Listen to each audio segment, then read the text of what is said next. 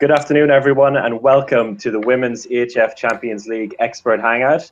After a couple of weeks of break, a couple of weeks focusing on the men's competition, we are back with the Women's Elite Club competition, and we are at the quarter-final stage. After 12 rounds of group matches and main round matches, we're into knockout handball, and the 8 remaining teams are just 120 minutes away from the Tipmix EHF Final Four. We have 4 guests with us today. I'll introduce, first of all, our special player guest from Metz in France. We have Slovenian right back Anna Gros. Anna, how are you? Hi, I'm good, thank you. It's great to have you here. Also, I'll start now from left to right. We have Adrian Costeu from Romania. Adrian, how are you? Hello, I'm fine, thanks, and very eager to see what's going on tonight in Bucharest between CSM and Ferencváros. Mm-hmm. You're a man based over there in Bucharest. Where are you at the moment? I'm now in Bucharest, in my home, ready to go to the hall in 2 or 3 hours, maybe.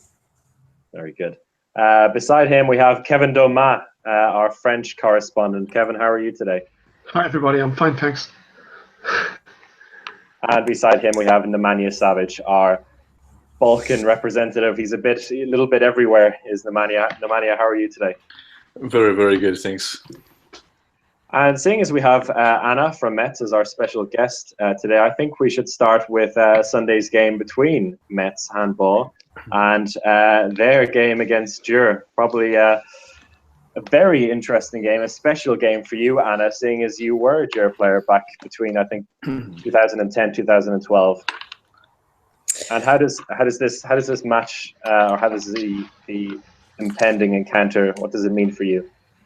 We are all really looking forward to this match. It's a big deal in Metz because no French team ever made it to the quarterfinals of Champions League before. So me too. I'm really happy to play against Gros. I played there. I had some nice years there, and even if there are not so much players left with who I played before, but anyway, it's a team I know and everybody knows, so we are all looking forward to it.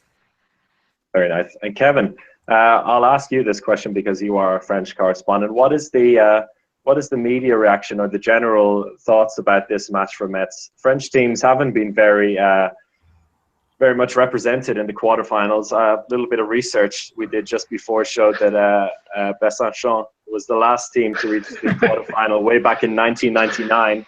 That was a while ago, yeah? Yeah, a while ago. So tell me a little bit about the general French consensus coming into this game. I think that the opinion is that it's kind of logical for Metz to be in this position right now because they've been growing year after year and they've been gradually getting better results in the EHF Champions League. And even though we didn't play it last year, it feels like there's some kind of progression over the 3 or 4 past years. And it feels like, yeah, it's kind of logical. I think Metz are playing this quarterfinal against Gros just to learn. Maybe we won't win, they're not the favorites, let's be honest, they're not the favorites, but they're here to win. And this is the kind of games in which teams progress, in which teams learn. And this team in Metz is going to be even better next year. We've got the arrival of Manon Wet and other international players, and they're here to learn, and this is their first time, and this is showing as well that the French league is getting better and there is progress made, and it's kind of a reward for the work that has been put in the French league for the last couple of years, I think. And Adrian, you were there last year when Bucharest surprised the odds as a team that finished 4th in their main round group and managed to beat a team finishing 1st in order to qualify for the Final Four. Do you think Metz have any chance this time around? I do remember last year you didn't give Bucharest much of a chance in the quarterfinal. What chance do you give Metz this time around? Well, to be honest, I think not even the girls from the team gave themselves a chance against Rostov because CSM was playing very, very bad. They didn't have cohesion. They didn't think like a team before the quarterfinal phase, but then everything changed, and I think it was amazing. Of course, Metz can emulate what CSM did, can believe in their chance. But I think also that Gyor is a little better than Rostov were the last year. So I think Gyor are the favorites, but Metz need a very good result here in their home leg to give themselves a chance in the away leg in Hungary. Mm-hmm. And Anna, you said in your interview with Kevin for our preview this week that I guess the main aim for you is to win by as much as possible at home, and then who knows what will happen away. I mean, you know Gyor quite well. As you said, the players have changed in the meantime. But what key factors do you think your team have, without giving too much away, that will give your team a win today, or on Sunday, sorry? I think it's like we know each other really well now. We play a few years already together, and I think we are pretty strong at home. I mean, like we showed already that we can beat at home many strong teams, European teams. So that's why I think the first match will be really, really important. We know we are not the favorites, but for us, it would be really already success if we win at home. So then really anything can happen in the second match in Gyor. So this public, these supporters, they mean a lot to us. They give us support and positive vibes and everything. So I think this can help us a lot to win the game at home. So. And tell us a little bit about your season. I mean, you've been given a nomination for the All-Star team at right back. You've had 70 goals in the competition this season. I believe it's your most in your Champions League career. What has made it so good for you this season? I mean, it's like I said in the interview. I mean, I'm not, it's not just me. Of course, there are also. I mean, in our team, they are not like big stars and everything. It's this because we play so long together. We know each other well. We feel each other on the court. So I mean, the girls, they help me a lot. Also, I mean, everybody knows that my first job is to score from outside from 9 meters. Then for other girls it's something else. So I mean, I play my game. I try to give the best and just give 100% every match and just help the team. That's and if it goes well, then better for us, better for me. So. Anna had her best scoring game of the season against Vardar at home. I think it was 12 goals in that game. And Nemanja, you follow Vardar quite closely.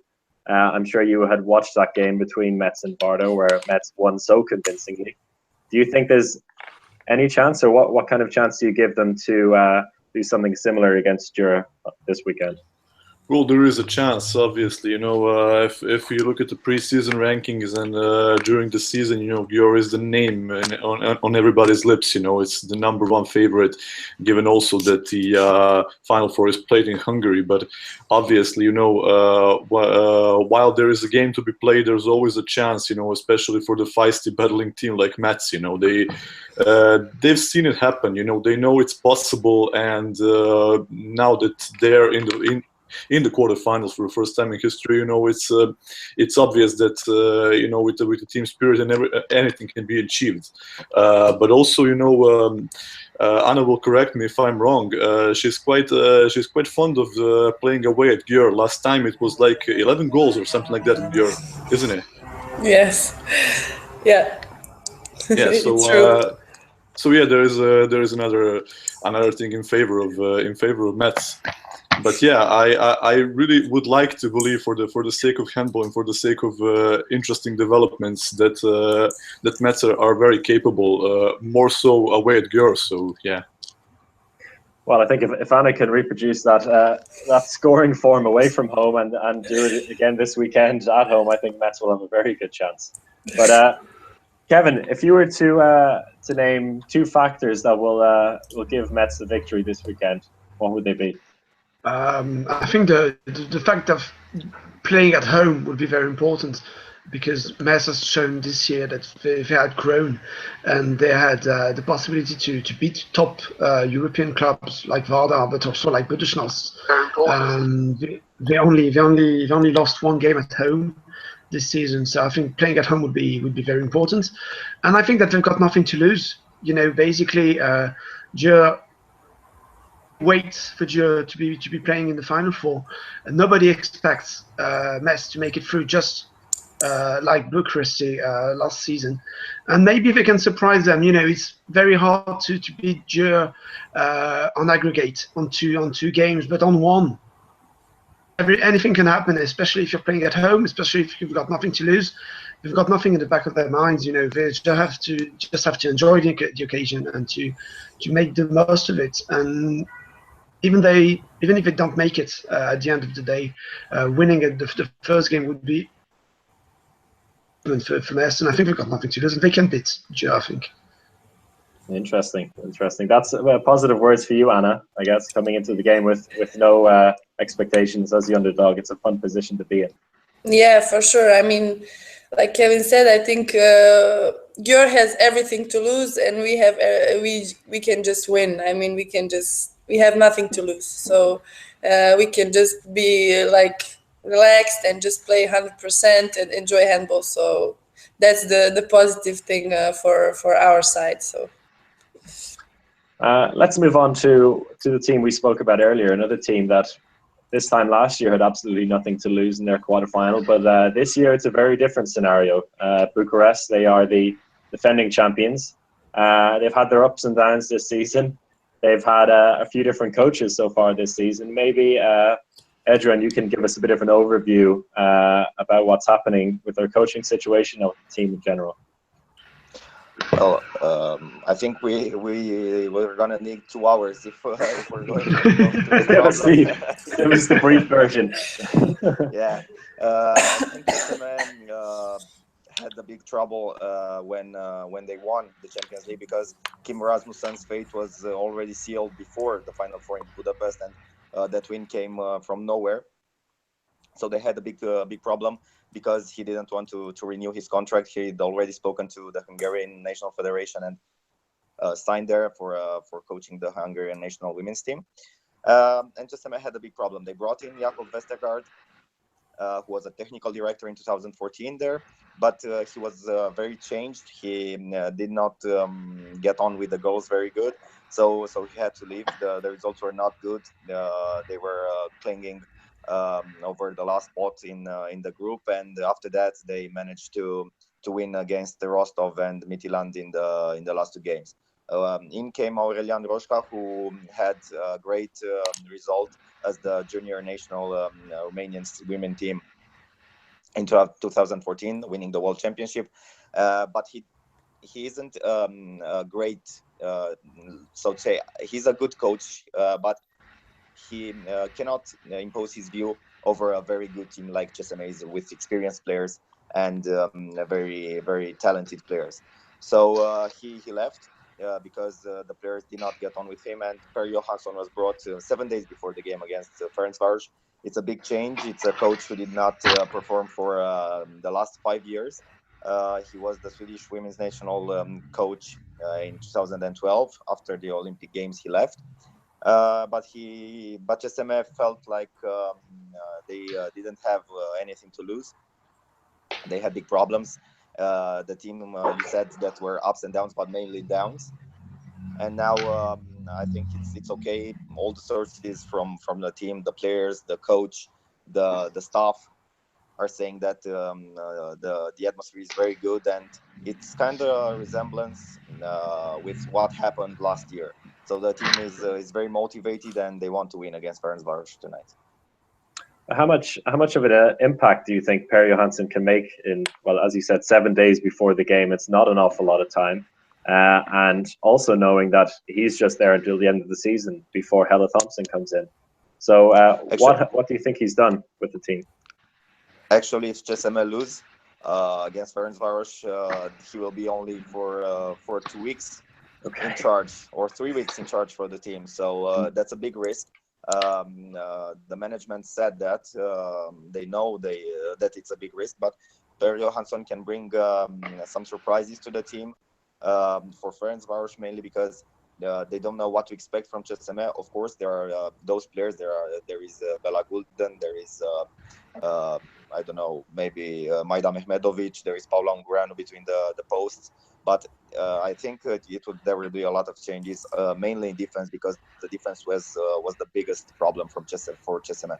Also, there were huge problems against Cream, Cream in Ljubljana, against Cream in Bucharest, against Esbjerg in Bucharest, and I think that was the main problem that Chessame was trying to resolve with bringing Johansson in. I don't know what to expect because Chessame is such an unpredictable team. We've seen it last year, and I think we'll see it this year too. And Anna, from a player's perspective, what kind of impact do you think all these coaching changes would have on the players and as the unit, like on their team morale?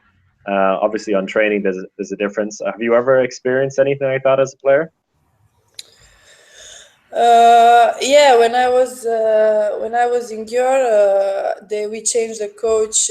First it was Csaba Konkoly, and then it came Karel Bon. It was like in one season. And also in Metz last year we changed in the middle of the season from Jeremy Russell to now Emmanuel Mainet. So it's like 2 times I experienced the changing coach in the middle of the season.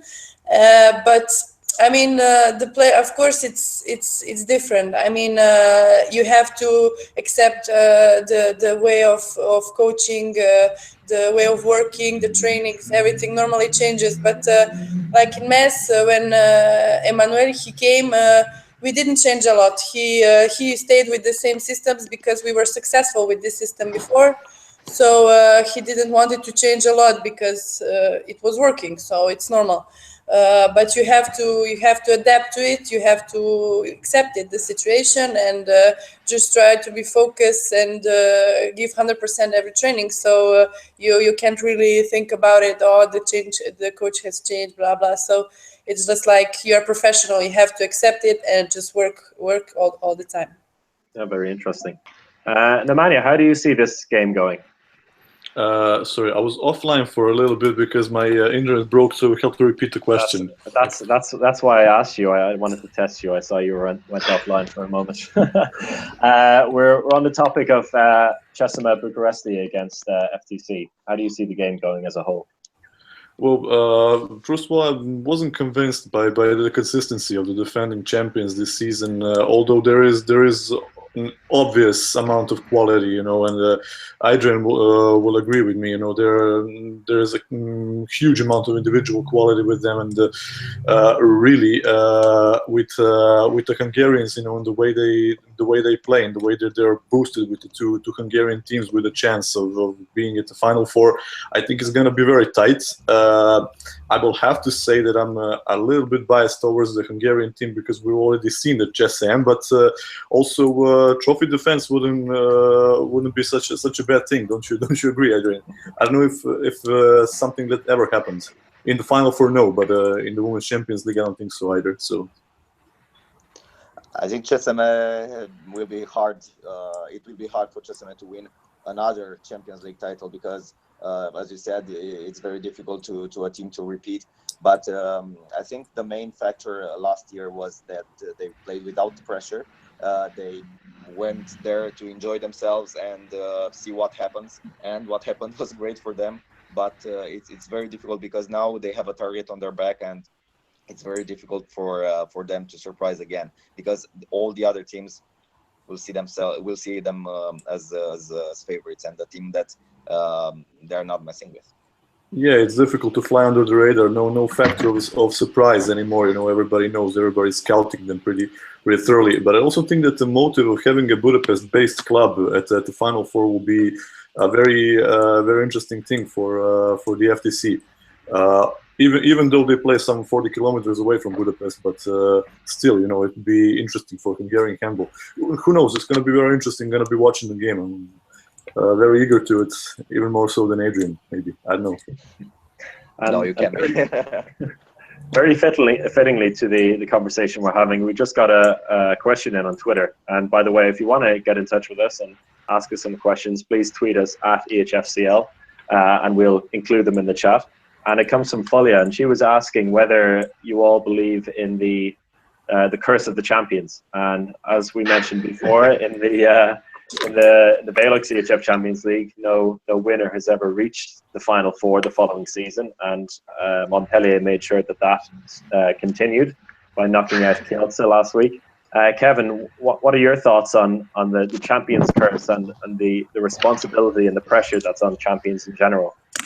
I think that Bucharest are actually, struggling to cope with success, and the win in last season Champions League put them. They had no expectations last season. They have a lot of expectations this season because they signed very good players. They've got every position, with 2 or 3 international players. If you look at on paper, they've probably got the best roster or one of the 2 best roster in the Champions League. But the thing is, if you're looking at the schedule, and I was looking at the schedule this morning preparing this hangout, and I was thinking there has to be some kind of surprise somewhere. And I think FTC are going to make it to the Final Four because Bucharest I don't know if Adrian or Nemanja said it, but they're a bit so and so. They're playing very good one half and very bad with the following one, and they miss consistency, and FTC are in the position to beat them with the return leg at home, and they're able not to lose tonight in Bucharest. They've had some good results away from home. If you look at what they did at Vardar, what they did at Budućnost, this is no light opponent for Bucharest, and the surprise factor won't play anymore. And if you have to pick a surprise, I think FTC are going to make it to the Final Four. Anna, you played against FTC. Do you agree with Kevin? Yeah, I think I have to agree because I think FTC this year they're playing like better and better. I mean, it was really hard for us to play against them. I mean, at home, it was mainly our fault. We were really bad in the second half, so I think that's why we lost the only game at home. But there they totally were over us. They beat us. So I mean, they're getting better. They're a really strong team, and I think they will make it to the Final Four. And Adrian, just one more point on Chessame. They've made these amazing signings for next season. The team looks absolutely stacked. They've also got Helle Thompson coming in next season. Is there one eye on next season already? The management told that they had one eye on the next season since early October or November this year, so they prepared for that because they've seen what the team can do. They have the budget, the money, and bringing Cristina Neagu was a major coup for Romanian handball. She didn't play in Bucharest. This is her native town.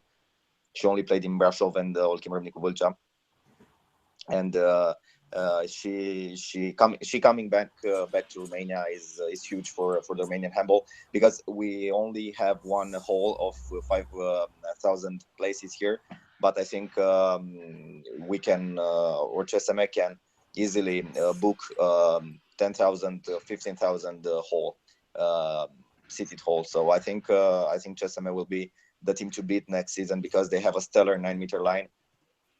And the surprise is one then here, as I heard. Very good. Well, let's move on then to our other group winners at HC Vardar Women, and they'll be facing FC Midtjylland in the quarterfinal. And I think we'll start with Nemanja on this one. Another side with coaching changes recently. Maybe you can give us a quick update or overview on what happened there.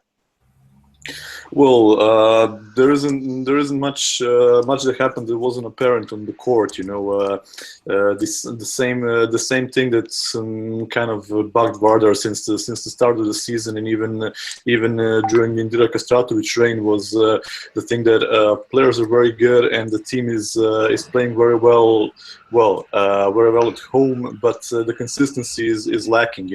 Sometimes something happens in the season. Is it complacency? Is it a lack of motive? Was it something else? I really can't tell. I'll have to go deep into analysis, which we don't have time for here.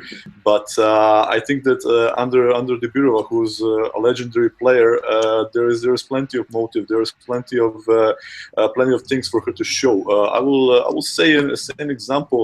Last year, or was it the year before? Yeah, I was in an elevator with the Tanya Medved, Vardar director, and Penezic, and while we were chatting, Penezic asked Tanya something, and Tanya said, "No, I told you to shoot like this. You should go on the left, not on the right. That's not a good thing for you to do," and something like that. And I've seen what kind of an influence a legendary player has on the active players. And that's exactly what kind of influence I think that Irina Dibirova is going to give Vardar. And I think that's a kind of a new energy with the players like that. It's just kind of a basic tactical knowledge, good knowledge of handball, good experience, and a great amount of energy. I think it's good to push the team forward, because there is not a lot of games left until the season. Carrying through the season, it really needs a tactician like Davis, but with just a few matches left until the end of the season, Final Four being Sangam, I think it's a good choice to have a good motivator with the team. Mm-hmm. And as you said, she is a great motivator, and former players always do bring that spark, but they don't always transfer into great coaches. Do you think Dibirova has what it takes to become a long-term choice for Vardar?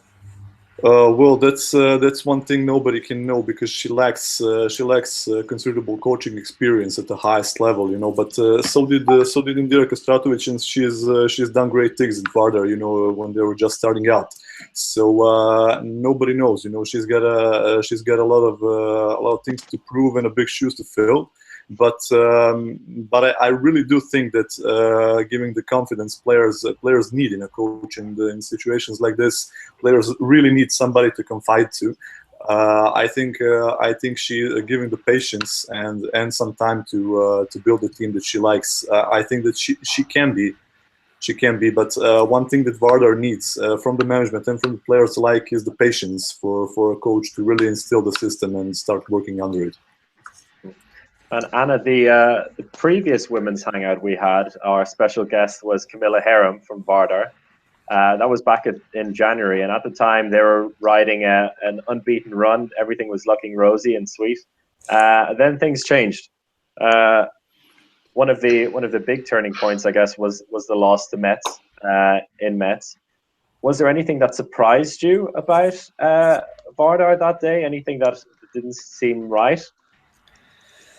Yeah, I have to say I was pretty surprised by their performance. I mean, that was the worst performance ever, I think. I never saw Vardar play bad as they did. So, they were not aggressive at all. I think we scored like easy goals, and me, for example, I just came close to the defense, and nobody really touched me, just like concrete situations. So I don't know, I was surprised, because the match when we played in Vardar, it was totally different. They were much more aggressive. They knew that me and Ksenia Smits, we can shoot outside, so they came out on us really quickly. So it was total opposite in Metz. So I don't really know what happened to them that day, but for sure it was not their day. So, but this is handball; it can happen to all the teams. So I think this is already forgotten. So they will give their best now for sure. So. Yeah, well, they did end up finishing first in the group in the end, and got themselves this tie against Midtjylland. Adrian, is there anything that the Danish side can do to stop Vardar reaching the Final Four once again? Vardar is a team, a very good team that last qualified for the Final Four, because they were there, I think, all the time. But they usually are falling short of winning the big prize. I think this year they have the best regular season, let's say, the best group phase and main round phase they had in years, and I think they are going to qualify for the Final Four. But they have to take a lot of care what will happen in the first leg, in Denmark, because Midtjylland has been very, very good at home. I've covered them for also for the main round phase and the group phase, and they have only one defeat there against Larvik, and they are playing very, very good. They have a very good backline with Veronica Christiansen, with Stina Jorgensen, and I think it's a tough place to go to, because also Gjør and GSM lost there, and they weren't even close to obtaining a point. And Kevin, there's some French interest for Vardar in the team. What are the most intriguing aspects of this tie for you?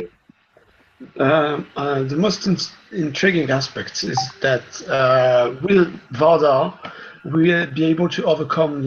It looks like there are some internal problems, in the club, and will they get rid of it or get past it before the quarterfinals and be able to still qualify for the Final Four, which is like their main goal for the season. I think it's funny because I was listening to Nemanja. People, these players need patience. This player needs, the club is doing it exactly the contrary. But it's just like the situation in Bucharest. I think success takes time to be built, and somehow owners and staffs are doing exactly the opposite. And I think Vardar are now at the point to decide whether they give time to a coach, accept that he may fail at some point, of that it might be something wrong, but overall he might be doing something good, or just look for instant success and change coaches maybe 3 times a season. Regarding the tie, I think Vardar are still my favourites. Even though Midtjylland are very good at home, they've got a very good defense, and they might be able to cause some problem. But the return leg in Skopje will be decisive, and playing Skopje at home, where there's something at stake in a game, is really, really hard. And everybody who has played there will tell you. But I think I see Vardar qualifying for the Final Four, but I don't see Vardar going any better than their previous 3rd places. There is another curse in the Women's Champions League, and you'd be interested. It would be interesting to talk about it, because Vardar has been going to the Final Four and finished 3 times 3rd. And will they do anything else this year? And I think we should keep that for a forthcoming Hangout.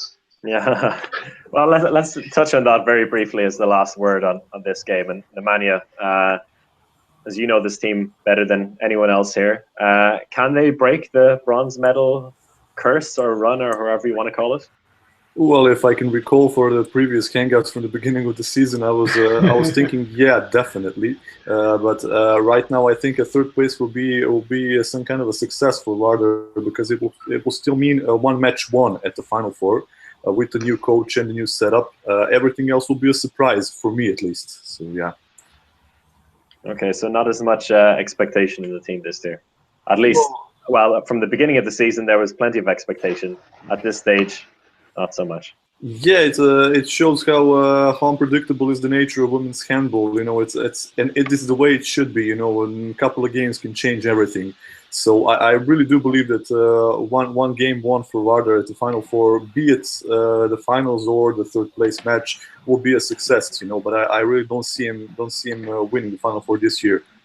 So yeah. Interesting. Okay. Yeah. Anyone disagree, or anyone agree? How about you, I Anna? agree. Yeah. Yeah, I also. I think it will be hard for them to win Champions League. I also think that. So, but of course, it's not impossible. Already 3 times the 3rd place. They want more, so they will do everything. But I think they don't have a lot of chances for this, but we never know. Well, if the Final Fours have taught us anything over the last few years, is that once you get there, absolutely anything can happen. So let's not count anyone out. Just one more game to talk about, and it's, for me, one of the most interesting ties. I think it's hard to disagree with it. It's Budućnost against Larvik. 2 teams which have had their ups and downs this season, which appear to be, I guess, coming into their final chance with this team, a bit of a last roll of the dice for success before their teams have to grow some new players or buy some new players. Nemanja, what do you think? What do you think of Budućnost's chances this week? Well, I said never underestimate Budućnost. I really see them at the Final Four, and it will be the last hurrah for this generation with Bulatovic and everybody else in. Also, Cvic, who I forgot to mention, is going to be a new signing for Vardar next season, and a real game changer for Vardar. But back to Budućnost, I see them progressing through to the Final Four. I've seen many disagree with me, but they've been there, they've done it. They already have a lot of matches, and a lot of tricks up their sleeve. When there's decisive time, there are players that can really do the incredible stuff. Remember, as bad as Budućnost was this season, but I wouldn't say bad. I would say inconsistent. Perhaps you still have Bulatovic, you still have Neagu, you still have Knežević and Cvic. So that's the lineup that I believe they wanna leave with some kind of a legacy in their last season, and that's for me at least enough to overcome Larvik. And while talking about Larvik, those two clubs have a bit of a history together. If you go back to the previous Champions League encounters they had, so it's gonna be great. I'm really looking forward to both matches there. And Anna, as Nemanja said, Budućnost have had their ups and downs this season. Which Budućnost did you encounter in the games you played against them? Yeah, when we played against them, I think the first match it was in Budućnost in Podgorica, and we lost with 2 goals. I remember Neagu wasn't playing, and I think we had a good chance to win there, but we were also bad.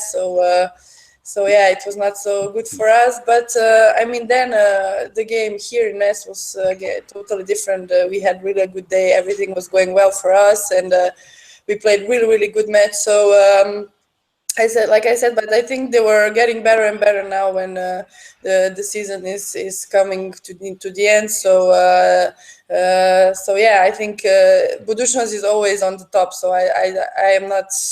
I think they can always win the Champions League. They are always the first favorite, I think. So even if they had some bad parties, bad games, so I don't think they would just leave out this Final Four. Anna, if I may take you back to 2012 when you were a Champions League finalist against Budućnost, you were at Gros at the time. How was it like in Moracha, playing against such a crowd? Yeah, it was amazing. I mean, I didn't really play that match. I was on the bench, but anyway, it was incredible. I mean, it was something amazing. It was, and at the end, of course, but because we lost, and it was just like 1 goal difference. We were all really, really disappointed, and it was really hard to watch them celebrate. Of course, for them it was great to celebrate at home in Podgorica, but for us it was like really disappointing. But still, it was like a great experience, and I hope I can get this experience one more time in my life at least. Well, you're in a good opportunity, and I think we'll talk about that at the end, just how good our colleagues see your chances of reaching this year. But Adrian, how do you see this game going?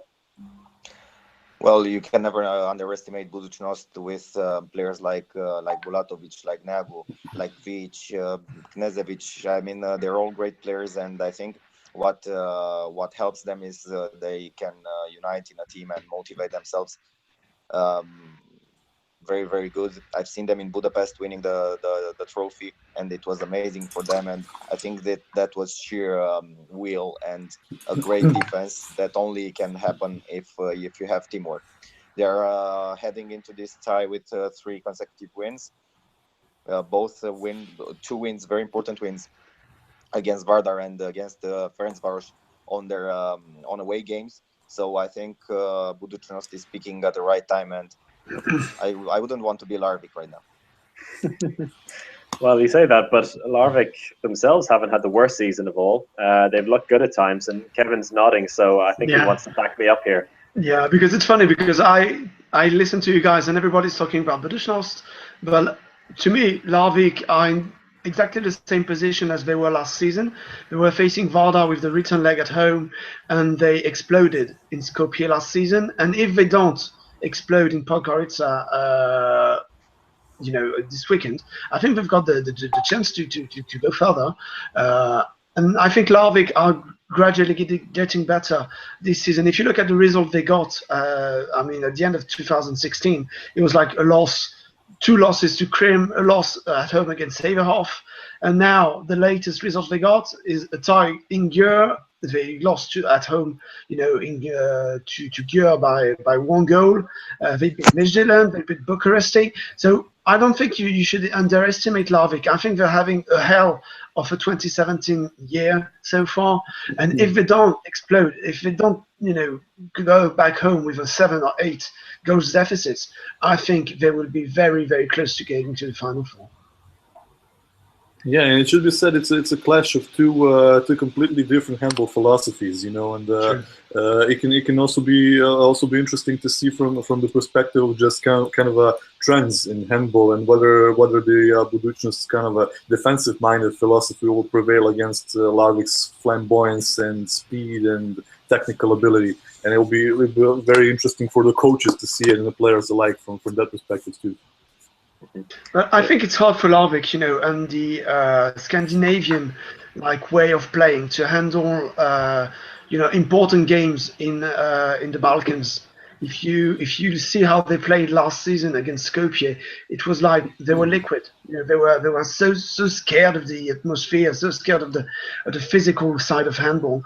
And I think they've progressed of handling the important games this year, but the game on Sunday in Podgorica would be the real revelator. You would know if they've progressed or not. Yeah, as the years go by, this physical side of handball, defensive-minded handball, is slowly giving way to more technical-minded things, because I believe that the technical teams have learned that there is just a little bit of a physical preparation is separating them from this flamboyant liquid play, just kind of uninterrupted. And I think that also from the tactical perspective, coaches know that teams are going for less goals, just kind of trying to counterfeit that. Mm-hmm. Very interesting. And Anna, you've heard all the inputs from the guys. Do you think the first leg will decide everything? Do you think Larvik can withstand the pressure? Yeah, I think. I mean, the girls that they're playing there also. It's been a long time they are together, so they are getting better and better.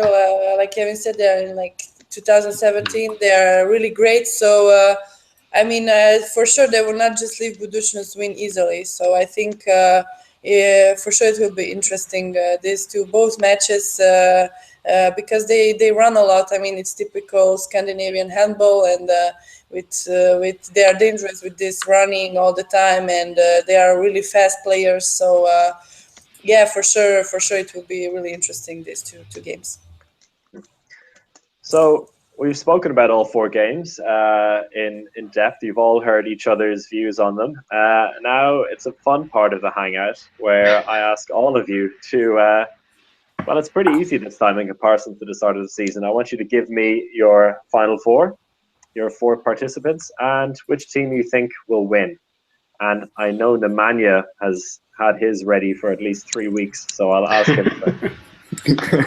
Well, let's say the beginning of the season, but yeah, I'm not much of a fan of jumping and changing, and kind of jumping bandwagons at the end of the season. So I'm gonna stick with what I've said previously. And by the way, sorry, Anna. I'm going to say Budućnost, Vardar, defending champs, CSM, and Győr. Mm-hmm. And your winner? Well, as I said, Győr is the #1 favorite, but there is a thing that somebody is a favorite, you just kind of don't want to see him win for some reason. But Győr has been the most consistent this season, and I'm going to tip Győr. See, Kevin is sweating a bit and thinking hard about his decision, so I'm going to go straight to Adrian. Well, as a Romanian, I'd like Cesena to go through. I think Győr will go through, Soriana. I think Budućnost will go through, and Vardar will go through. And the winner is, drum roll, I think Győr. Kevin, your turn. I've stopped sweating now. Well, I'm I'm sorry, Anna, but I'm going to say that I'm going to go to the Final Four. I'm going to say Larvik as well. I'm going to say Vardar, and I'm going to say Ferencváros. And for the final win, just seems like the #1 favorite to me. Anna, I think it's not fair to ask you this question. Am I right? Yeah, probably. I don't know. Just say that Metz are going to Budapest. What? Just say that Metz are going to Budapest. Yeah, I mean, we are going to Budapest. How about instead you give us 3 reasons why Metz will go to Budapest and why they'll win in Budapest, or how they could win in Budapest? I have 3 reasons. This is hard. I mean, 3 reasons. This is really hard. No, I don't know. Like, if we already go to the Final Four, I mean, this would be amazing. So everything what happens there. It doesn't really matter. So, like I said, I mean, it will be amazing. So we will just do our best, and we will see what happens. Well, the next 2 weeks will tell us a lot, and at the Tipmix EHF Final Four, we'll also be announcing the All-Star team, as we have for the past few seasons. Voting for the All-Star team opened 2 days ago, and everyone has an option. Fans and media have an option to vote for 1 player in 10 positions in total. That is your normal 7 positions, also the best defender, best young player, and best coach. I am not going to ask all of you to give us all 10, but I am going to ask each of you for your MVP of the season so far, the young player which has impressed you most, and the coach which has impressed you most. And once again, I'll begin with Nemanja. Okay, so I'm going to give you 1 reason why Anna is going to be in Budapest, and that is to receive the All-Star Award. But yeah, I'm going to go with the goalkeeper. Is going to be Sandra Toft, for me the most consistent. Left wing, Camilla Heron. Left back, Kristina Neagu. Center back is going to be Bella Golden as last year. Right back is going to be surely Gros. Right wing, Rigel Kitkorin, because she's a veteran. She's had one hell of a season. Line player is going to be, and say hi to her, by the way, Anna Poplazic. For me, yeah, great. And a bit of an extra defender, Amrim, young player Sabirova, MVP, Murk. Well, it seems like you completely ignored my request not for every position. But I'll give you, I guess you had them ready, so I'll give you extra credit for that. Kevin, straight to you. No pressure to give me all 10. So I think for the best coach, I'm going to go for Elek Gabor from Ferencváros, because he's been building, he's been there for 10 years now. And I think for the young players, Karina Zaborova from Astronovska, can't pronounce it. And who else do you want? Best player overall. Nora Milk. No, there you go. Adrian?